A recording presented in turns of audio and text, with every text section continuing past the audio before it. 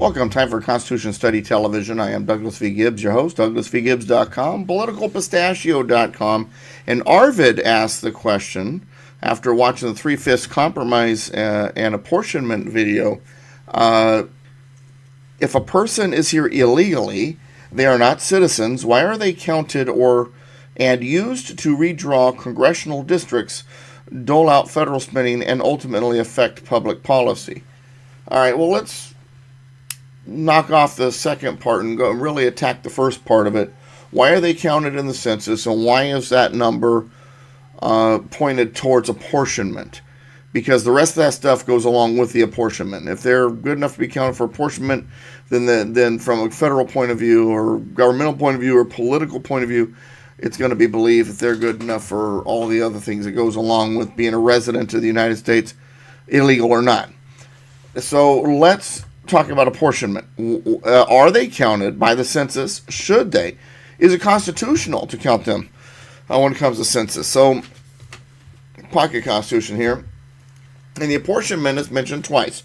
First in the Three-Fifths Clause, and then in the 14th Amendment, which fixes the Three-Fifths Clause so that the whole persons, regardless of who they are counted. So let's read those two sections real quick. So when it comes to the Three-Fifths Clause, it reads as such: representatives and direct taxes shall be apportioned among the several states which may be included within this union according to their respective numbers, which shall be determined by adding the whole number of free persons, including those bound to service for a term of years, and excluding Indians not taxed, 3/5 of all other persons. Citizenship is not mentioned. It's a whole number of free persons, including those bound for service, voluntary service, in other words, your indentured services. It excludes Indians not taxed. Indians taxed are Indians that have decided to become Americans. Indians that's not taxed are part of their Native American sovereign nation. And the 3/5 of all other persons, meaning the slaves. Okay, so now let's run over the 14th Amendment. And then we'll explain all of this gobbledygook. Okay, so 14th Amendment, Section 2. Representatives shall be apportioned among the several states according to their respective numbers, counting the whole number of persons in each state, excluding Indians not taxed. All right, once again, citizenship is not mentioned. It says that these people are going to be counted, the whole number of persons in each state, excluding Indians not taxed. Now let's go back to the part about the census. What does the census itself say? The actual enumeration shall be made within 3 years after the first meeting of the Congress of the United States, and within every subsequent term of 10 years, in such manner as they shall by law direct. The number of representatives shall not exceed, and then it goes on to the enumeration and all that. All right, so when it comes to census, it doesn't really say who they're counting particularly. They're just counting. So now I used to teach, no, you got to be a citizen to count towards enumeration of the House.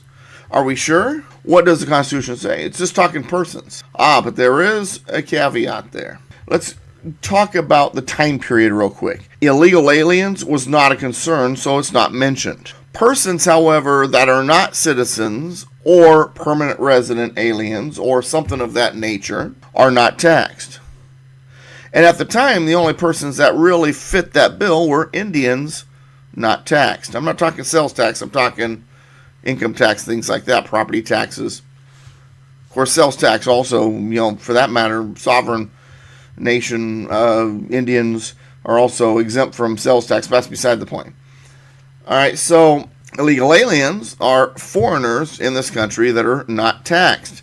Why? Because they're not citizens, they're not permanent residents, they're not resident aliens, they don't have a green card, so therefore the IRS really doesn't have anything on them. They technically don't have a social security number, which in today's society means you can be taxed. So it puts us into a situation. The language technically says persons, so illegal aliens should be counted and should count towards apportionment, yet Indians not taxed cannot or should not be. are they not, are illegal aliens not really the same as an Indian not taxed? They are a foreigner or a sovereign person outside the system that doesn't pay taxes because they're not really a part of the system. They're not within the full jurisdiction. So there you go. So now, so today we have the system deciding that the illegal aliens will be counted towards apportionment. Well, what are they looking at? It says persons. The only persons that are not really counted are Indians not taxed. So technically, they're right when they count illegal aliens towards apportionment. Personally, I think they shouldn't be. It's only citizens and permanent resident aliens who have basically taken the oath that they are under the jurisdiction of the United States should be counted towards apportionment. However, to make sure that that language clearly states that, we need an amendment. Because the Constitution doesn't clearly state that. The Constitution says persons.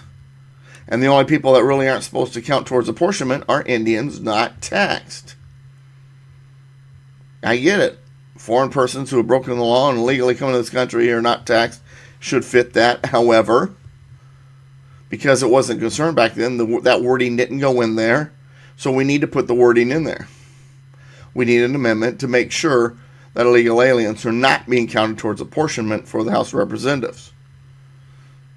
But there's nothing the Constitution says currently they can't be. My name is Douglas V. Gibbs. Check out my books. My latest, A Promise of American Liberty, is out. $40. Too much for you? No problem. Go to the first one. 25 Myths of the United States Constitution, $15. Got a couple of $10 books. Look them up. Go to douglasvgibbs.com/books.php. Also, don't forget that I've got a new bumper sticker out there called that says the U.S. Constitution trumps socialism. I'll send one to you. Send me $5 and your address, and I'll send it to you. Go to my donate button on douglasvgibbs.com, politicalpistachio.com, and I'll ship one out to you after you donate your $5. Or you know what? You want to help the cause? Do a monthly donation. I'm telling you, we're always needing funds. It's the cost of purchasing pocket constitutions to get them into classrooms, and the cost of fuel for the public speaking, all the different things I do. It all adds up. So we'd love to have you as a monthly donor. Also, coming up on July 13th, 2019, Chris Ann Hall is going to speak at the Constitution Association annual dinner. Go to constitutionassociation.com to learn more. See the flyer, get your tickets. I think that's all the in-house business for the end of this video.